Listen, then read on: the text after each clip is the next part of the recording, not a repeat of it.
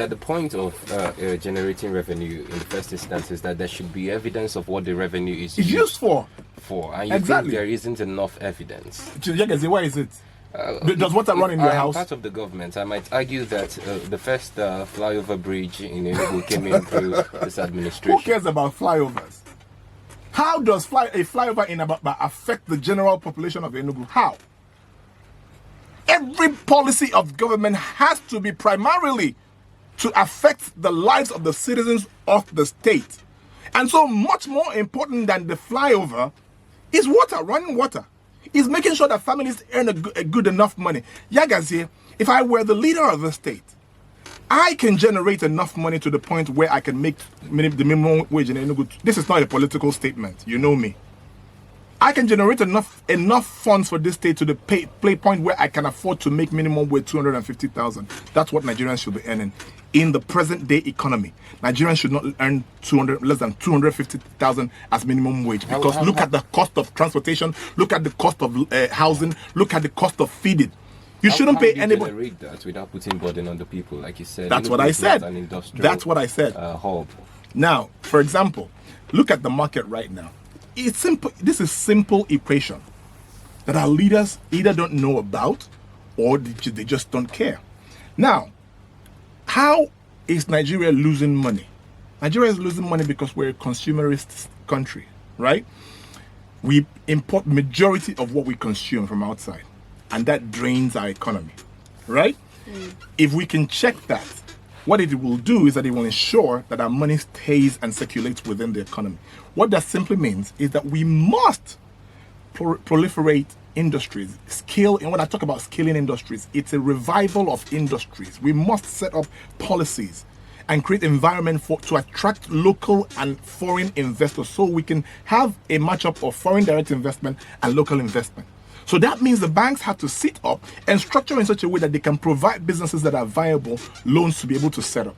And so the more companies we set up, the more income people earn. And the more people earn, the more they spend. The more they spend, the better the business in these countries do. Now, bringing that to the local, which is the state, right? Now, if you look at a lot of the things that we consume at the market, if you go to the market now where they sell consumables, you see Bonvita, Milo, tea, Nestle, name it. None of these brands are produced in the Southeast. And so what we are doing is that we're taking the sweat of the people in the Southeast and we're shipping it to the West. And that's why businesses in the West are doing so well. Because there is a conglomeration of infrastructure, businesses that are doing well in Lagos. And so these businesses have a supply chain that goes right through Nigeria. Right? And so the manufacturing happens there, and then through the supply chain, they distribute these products all over Nigeria. And through this same channel, they collect monies back to Lagos. And everybody's wondering why Lagos is doing so well. Because Lagos is the only state where you have a scaling of industries.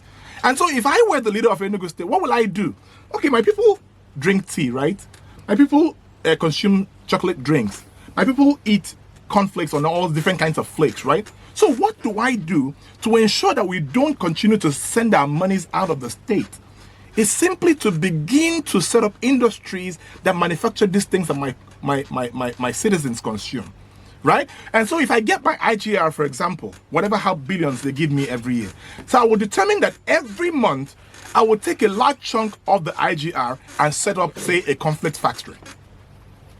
State-owned or whether state-owned or PP, private public partnership. Do you understand? This idea of that government has no business in business is absolute nonsense.